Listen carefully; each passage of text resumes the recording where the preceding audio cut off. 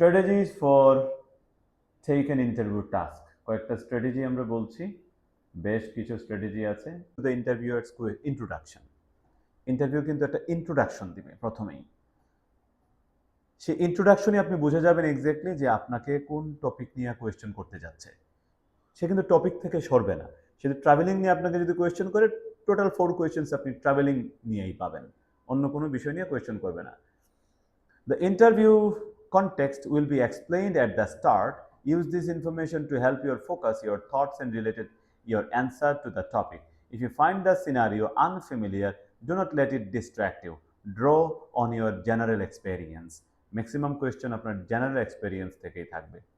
Being thinking of relevant experiences or opinion as soon as the topic is introduced. Topic introduce হওয়ার সাথে সাথে আপনার general experience এই related জিনিসগুলোকেই আপনি focus করতে ট্রাই করবেন আপনার ভেতরে। There is no preparation time before each question, so use the introduction to quickly recall personal stories, preferences or viewpoints that fit the topic. যখনই মনে করেন, okay, I'm Mr. Kamrul Haq Jewel, I'm Kamrul Haq Jewel, the researcher on traveling. I will going to ask you some question related to traveling.